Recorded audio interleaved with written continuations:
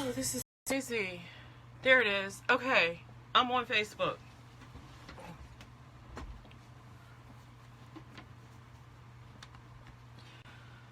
Hey guys. I'm having like major technical difficulties today, so I'll wait for a few people to join in. I see one person joined. Oh, Renee. Hey, Renee. How are you? So I typically go live on Facebook from my tablet. Uh-oh. Hey, Renee. How are you? Uh-oh, I need to turn all this off. Okay. So my tablet, I usually go live from here and go live on Instagram from my cell phone. So this is kind of weird. So my whole tablet, like, I kept trying to go live. I couldn't see the picture. And then I was trying to make some adjustments in the settings and it turned it black and white. So I'm not going to do Instagram. I'll just share the video on Instagram today. And I will just do Facebook. How's everybody? Hey, Alex, how are you? So, oh gosh, it's 7:14. So I totally apologize for being late because you guys know I try to start on time faithfully every Sunday night at 7. So we're going to be here tonight. All right. How's everybody? Did everybody have a good weekend? It's Sunday. Oh, tomorrow is a holiday. That's phenomenal. And as you all know, hey Patrice, how are you?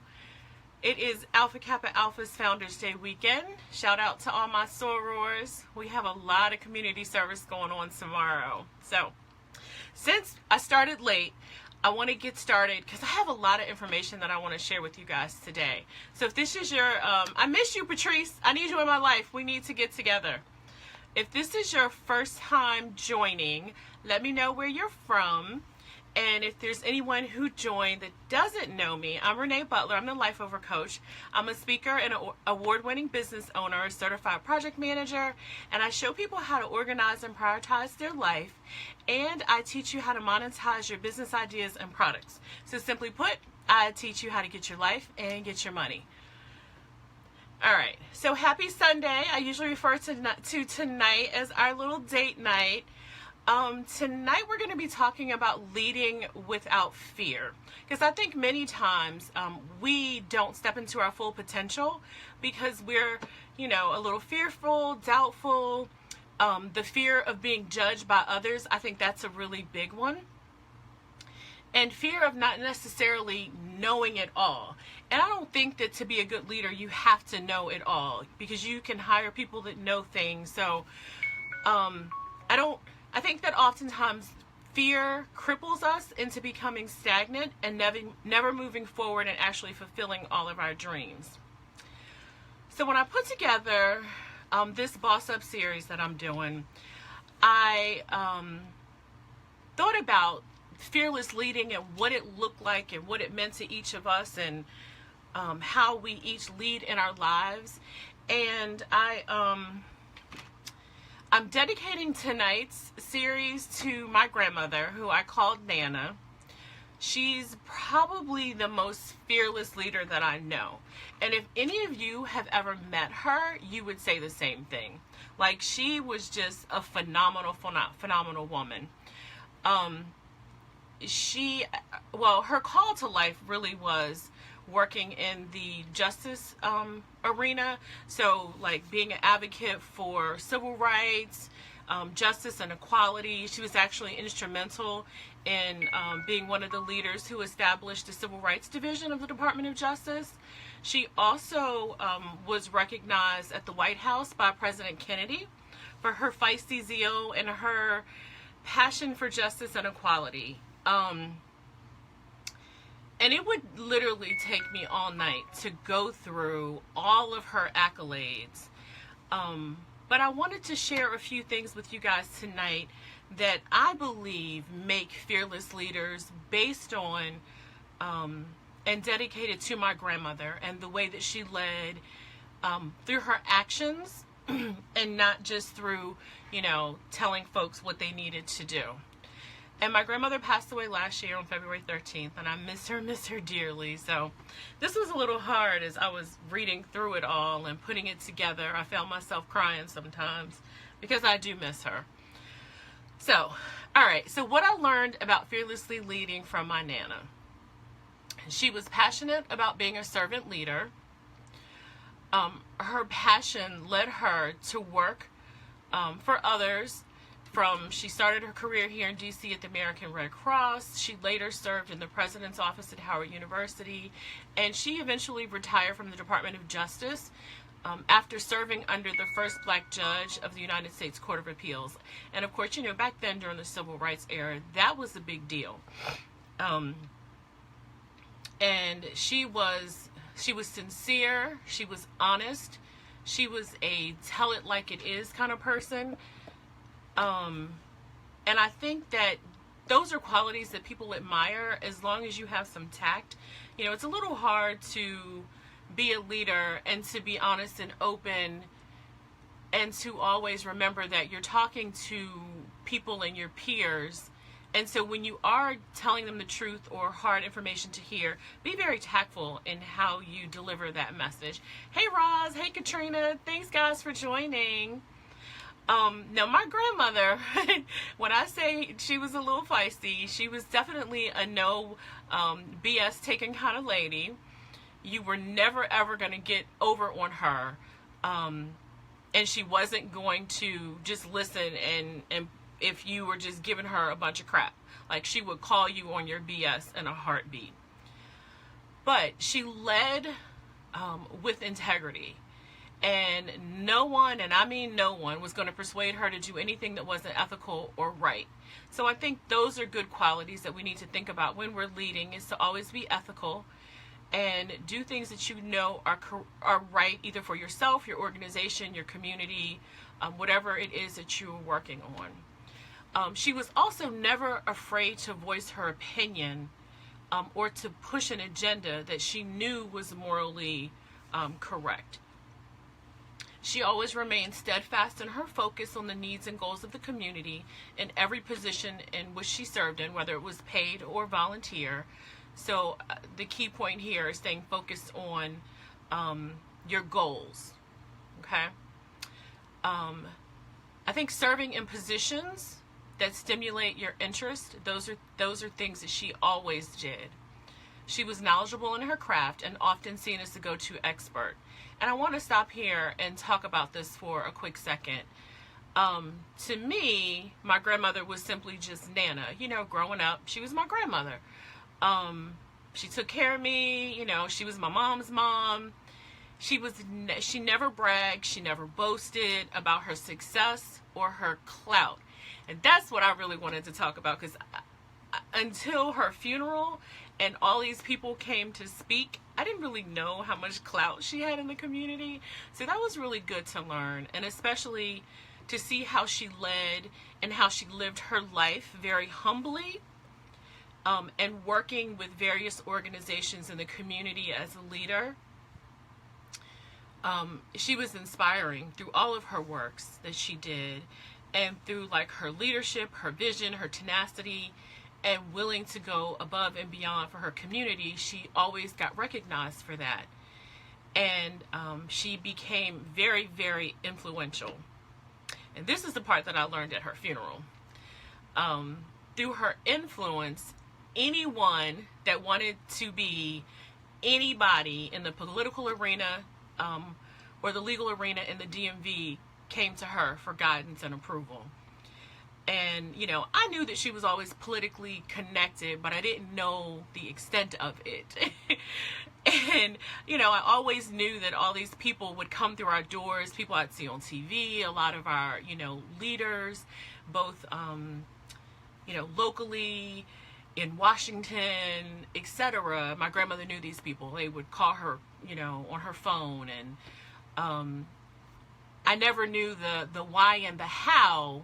But apparently, the story goes that if you wanted to be somebody, you had to go through her. You needed her approval, and she'd make it happen for you. And if you didn't get her approval, it wasn't going to happen. So I thought that was really interesting to learn. But I think it says a great deal about being a leader and using your influence for the good. And I think with my grandmother, if she knew that your intent was to do good by the community, then she would give you the thumbs up.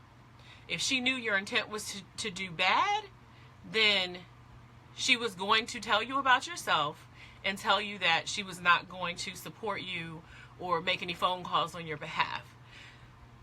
So I think when you live your life that way, people look at you as that person that they want to be or become, and they learn from you. And those are the kind of leaders that we want. And she was fearless. I mean, even as she was the president of her civic association up until the day that she died. And I can remember when our community was going through a shift. And originally it was populated mostly with Caucasians, and then a lot of African Americans moved into the community, and then Hispanics started coming into the community. And a lot of times, if they were coming from other countries where they didn't have the same laws that we had, they didn't know, how to do certain things. And little things like parking on the grass. My grandmother would go outside and she didn't care who it was. Like, no, you're not going to do that. You need to do this. You need to.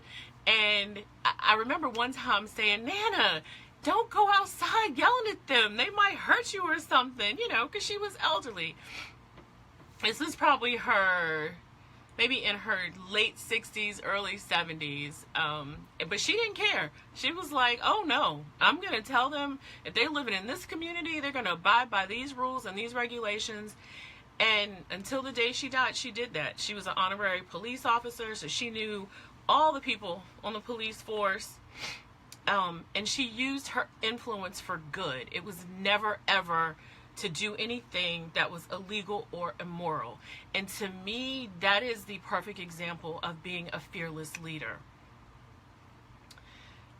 She was very supportive and encouraged other people in all of their endeavors, as well as myself and my mom and my family. I think that all of us are great leaders. And I think it's through her example that we've become the people that we are. And I was, my daughter just graduated from college, and she's phenomenal. And certainly by her own works and her own effort and everything that she did to make her dreams come true as she's gone through her entire matriculation process. And, people always say, oh, Mom, you did a great job. You did a great job. And a lot of times I'm like, no, she did it. But what I realized and what she has said to me is, well, Mom, I did that and I do these things because I watched you. I watch what you do in the community. I watch what you do for your job. I watch how you serve. I watch how you lead. I've watched how you run your business. I watch how you treat your employees. And it really warms my heart because a lot of times we don't really realize that our children really do watch us and that we are their example of great leadership. So I posted something earlier today that said, how are you leading, and are people really following you, and are you that example that you believe that you are? And if you're not sure, ask somebody.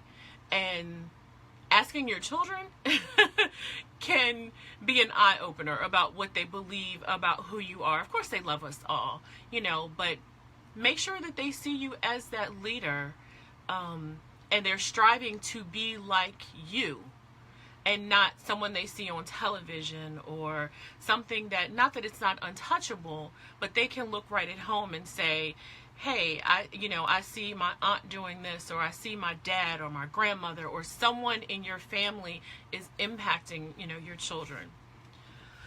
Okay. I think I said that I feel like her actions demonstrated a great example of what I thought servant leadership looked like. And I don't ever think that I will amount to what my grandmother was. I mean, those are some really, really big shoes to fill. But I try my best, and I do those things that I believe are close to my heart, because I think that as you're leading and serving, you should do the things that are in your heart that inspire you. Hey, Chris, how are you? Corey and Malika, Carl, thank you guys for joining. I really appreciate you all. So back to our qualities of a fearless leader. My grandmother was an excellent orator, writer. I think it's very, very important to have the ability to speak proper English and to write well. Those are skills that'll take you far as a leader. And if you know that it's something that you're lacking in, ask for help. It's okay. We all have areas and skills that we're not masters at. So ask for help. For individuals who like to speak, like I know I say the word a lot that I try to get out of. Some people say, well, it makes you sound normal and approachable. But it's something that I know I want to work on. So I've joined I joined Toastmasters. So, join an organization like that. Oh, I see some people here too from my Toastmasters group. Hey, Sword Karen. I believe that great leaders and fearless leaders, they create their own platforms. If it doesn't exist, you create that platform. I think that's also the space that inventors reside in, because they create products that people need. Like, you don't know that you need it until you see it. You're like, oh my God, I need that. How did they know? Why didn't I invent that? So those to me are fearless leaders, because they see a need and they go after it without worrying about, judgment from others. You said non-words just to learn to pause. Oh, yes. And I think that, I know when I was younger, I used to talk really, really, really fast. And people would be like, slow down, Renee, slow down. So I think that my brain, it works so fast. And I'm always like trying to catch up with my words. Oh, excuse me, I swallowed too hard. But yes, I'm trying my best, and I'm trying to slow down more when I talk. And I know sometimes on the live sessions, I'll have so much content that I want to get to you guys that I try to get through it all. So if I need to talk slower, y'all tell me to pause so I can slow down. Oh, Alex, you said you remember my grandmother. And you said, oh, you truly believe that I have the same qualities that she has. Thank you so much. I think I do share some of her qualities. She did a lot. Like, she was a phenomenal woman. All right. So back to what I was saying about creating your own space if it doesn't exist. I believe that's also part of when I teach you guys about if you're starting your own business and finding your niche, that fear is where you find your niche, not being afraid to venture into new territory. And I did a live session not too long ago. I think I called it Finding Your Niche. And if you didn't miss it, you can go to www.thelifeovercoach.com and you can check out my first blog. I finally posted it and got my blogs working. So I'll be blogging every week for you guys. Thanks, Raj. You know what? I don't have any water up here. I'm okay now, though. But that's something I should probably do. Make sure I have water here with me. All right. My next point. I should have numbered these for you guys. I'm sorry. I usually number them. But I think when I wrote this, I was so emotional. And, at one point, I started boo-hooing. And then I was thinking, oh, my gosh, I'm going to be on my live session. I'm going to be crying. So today, I have on her favorite lipstick color. I have on her perfume, and I was like, okay, Nana, I just need you to help me get through this without bawling the whole time. So my next point was that leaders don't operate in excuses. So I want you guys to ditch the excuses and just do it. Don't be afraid. And that was something else that I never heard my grandmother say, that she couldn't do anything. And even on her deathbed, she gave it her all. And my grandmother died at 89. And she had something called hypercapnia, which is we breathe in oxygen and we exhale carbon dioxide. So it's the inability for your lungs to release that carbon dioxide. Now, we all didn't know she had this until she happened to be in the hospital for something else that she was going to be released in a couple days. And so she coded while she was there. And luckily she was in the hospital, because she'd been home maybe by herself or something. She would have passed away that day. Well, they were able to revive her, and they had to put in they had her on a trach, is it not a trach, the tube. I can't think of the name of it right now, so that she would have the ability to breathe. And that was something that was temporary. So they could try to strengthen her lungs. And the way that they do this, and I learned so much, the way that they do this is they take the ventilator, they put her on a ventilator. They take you off the ventilator for a few hours a day, and you have to breathe on your own.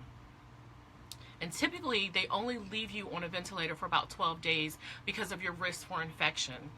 So my grandmother, at first she was doing really well, then she took a turn for the worst. And I remember at some point, my mom and I talked about, okay, she's going to have to come off the ventilator, and, you know, we'll just let her pass. Because those were the only options. So, that was like a Friday, and the doctor said, we'll give her till Monday, we'll see how she's doing. And I remember we saw her every day, but when I walked in, my mom and I would share shifts, so she would never be by herself. And that Monday, I walked in, and she was bright-eyed, bushy-tailed, and her doctor came in, and he was like, wow, she really looks like she wants to fight. And I'm always the one in the family that has to deliver like bad news, and because my mom is a big crybaby. Don't tell her I said that though. Shh, for those of you that know my mom. So her options were, they take the ventilator out, and we let her live as long as her heart would and her lungs would allow her to.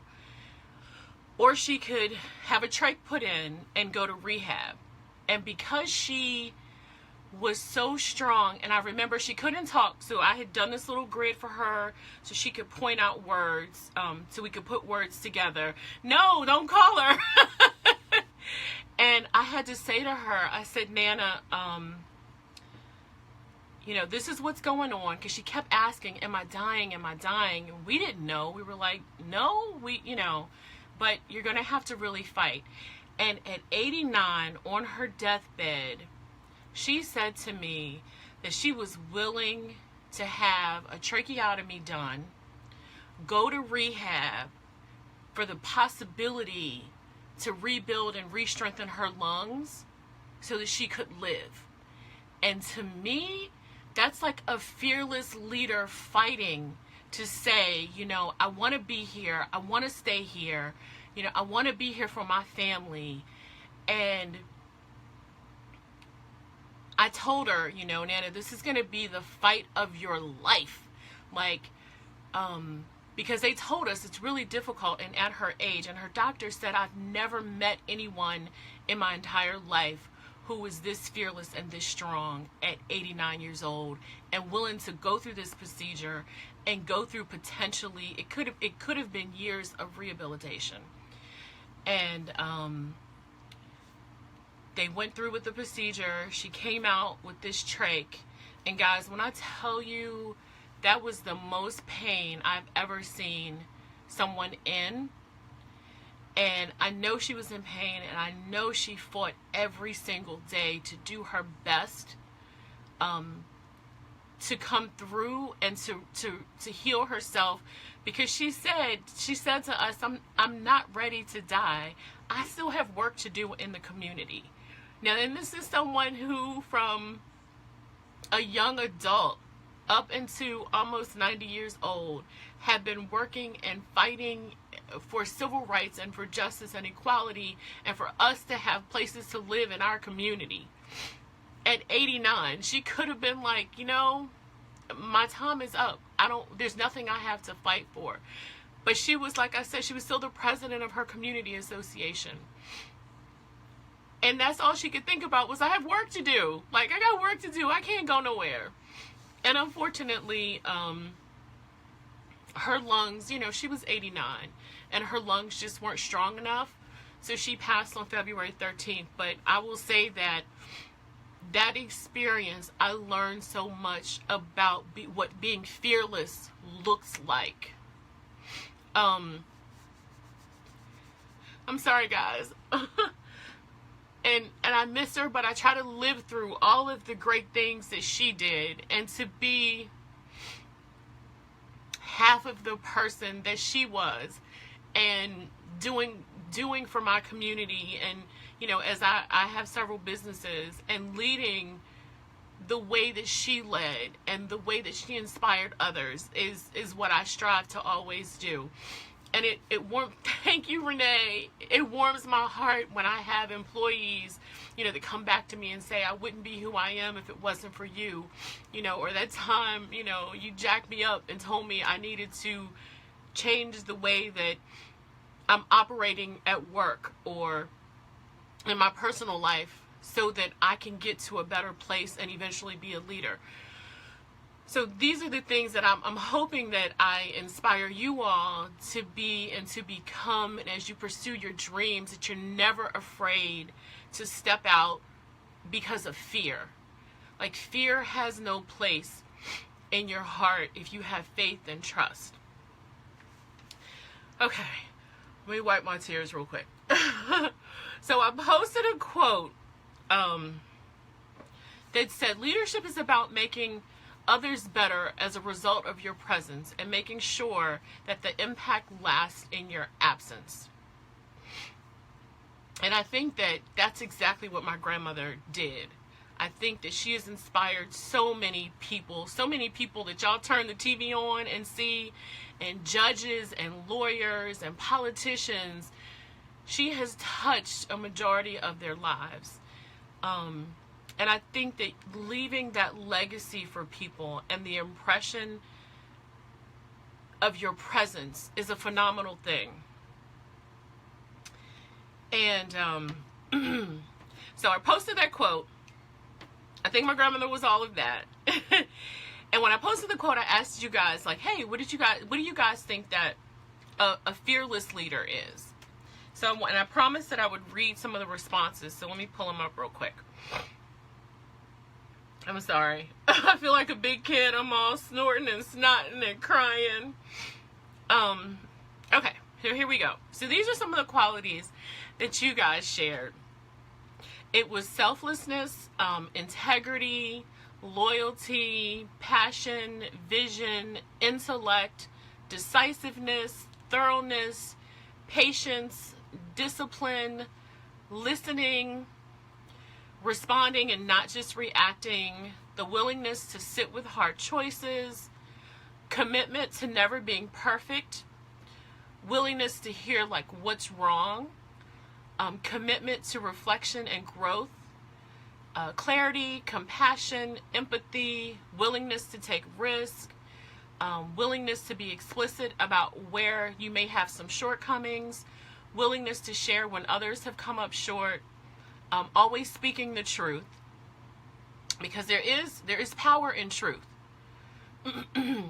Commitment to fairness and equality, sharing the spotlight. I think that's another important one too. Don't be a spotlight hog.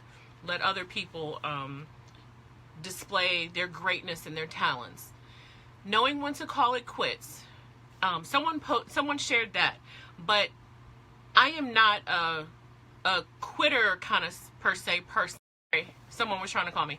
I would say, instead of calling it quits, knowing when it's time to pass the torch, because I believe every good leader develops a succession plan so that you know that, when you're either ready to retire or in death, or just if someone comes along, especially if, let's say, you own a company or have an organization, someone comes along that you believe you could nurture to be a phenomenal leader and could possibly take an organization far greater than you, nurture them, train them, let them do the best and be the best. Put your ego aside and allow for greatness to happen. So that's what I believe good leaders do.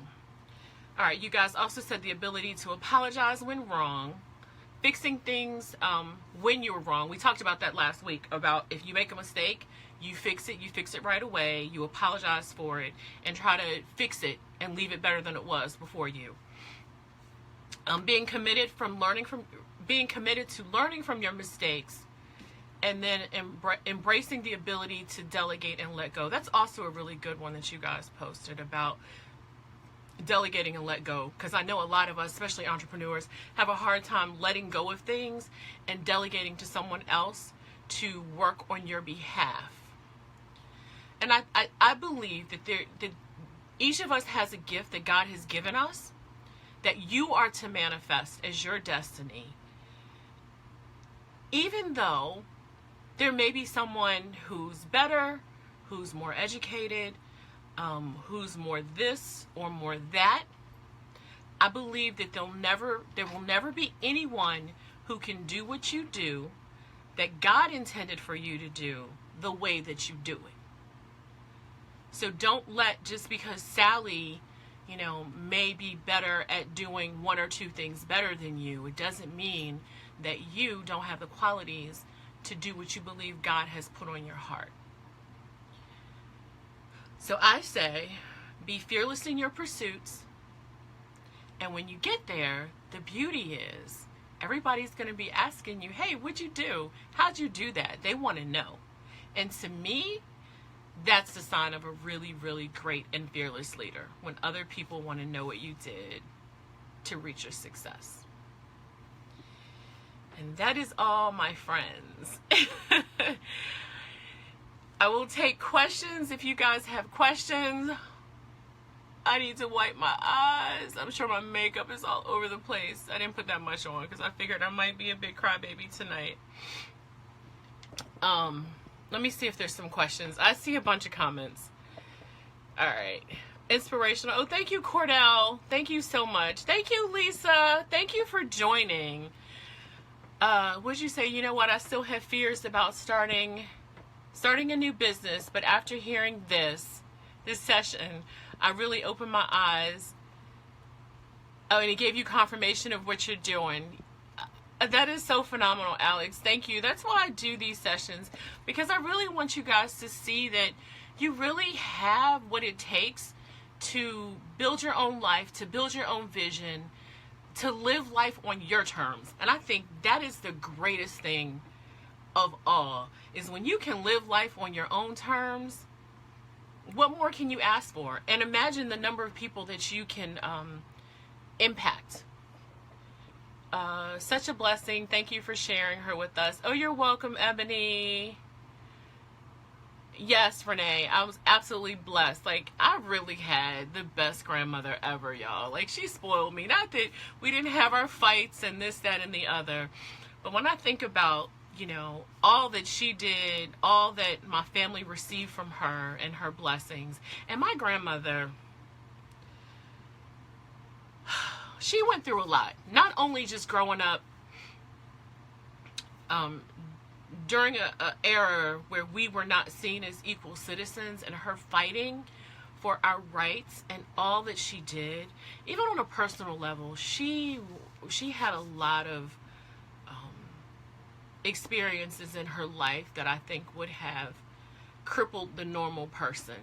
A few health issues, and I'll share this with you guys. I can't share everything. Some things are really personal, but I used to call her the Bionic Woman because she had 2 knee replacements, 2 hip replacements, 2 shoulder replacements.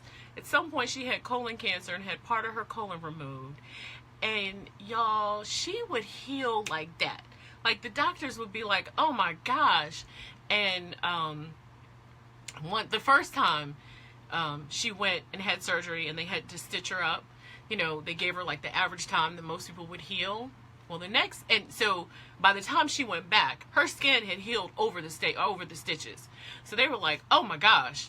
So the next time they were like, okay, you come back like a week sooner, because she would just heal overnight. And I remember when my daughter was born, around that time was when she was a little sick, and we all kind of thought, oh, she might pass soon. But when my daughter was born, she found this new level of energy and willingness to live and life and strength. And I was like, she's going to outlive all of us. I really believed in my heart that she was going to live to be like 100 and some years old. And I tell y'all, I believe I come from good genes. My grandfather's 97 and still kicking. And, she passed at 93. So I got a long time to live up to her greatness and my family's greatness. So hopefully I have those good genes too. All right, I'm just looking to see if I missed any questions from you guys. I don't think I did. I think I got everybody.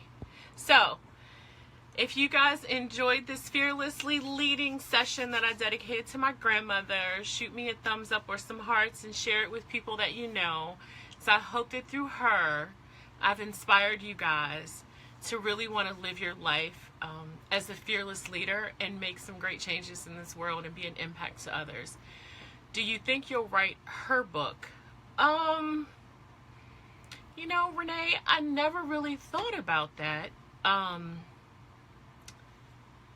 suppose in my book, I could probably dedicate a chapter to her, or maybe a few.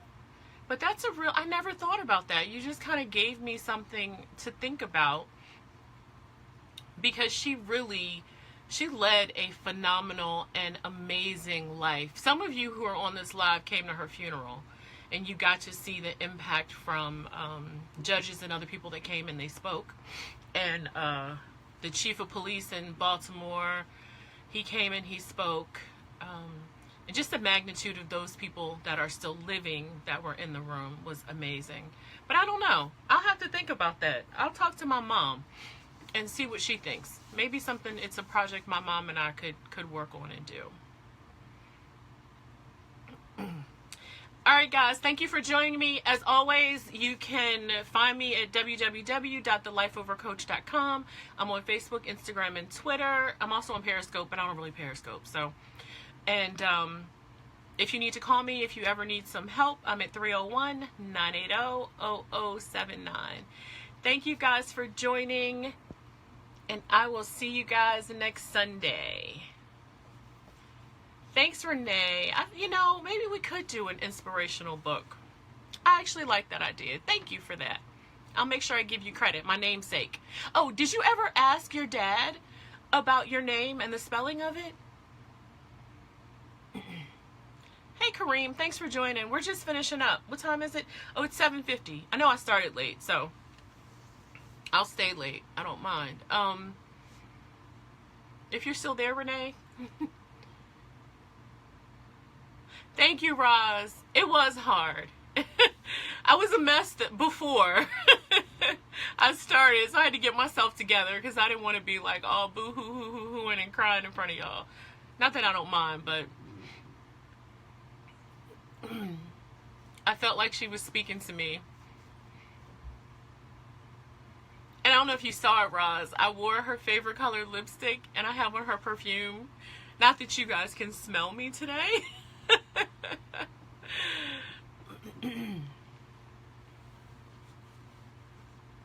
All right, guys, I'm signing out. You guys have a wonderful, wonderful rest of your Sunday. For those of you who are off tomorrow, go do some type of service project at some point during the day. And for my sorors, I will see you guys in the morning. We'll be doing service all day. Oh, you said your father? Oh, he passed in 89, but according to my mother, he may have also been influenced like your mom. Oh, okay, that's pretty cool, because you said he grew up in D.C. So that's very interesting. It could have been the same Renee's Dress Shop that my mom saw. Phenomenal. All right, Renee. Thanks, Liz, for joining. Thanks for the hearts. I love you guys. I'll see you guys next week.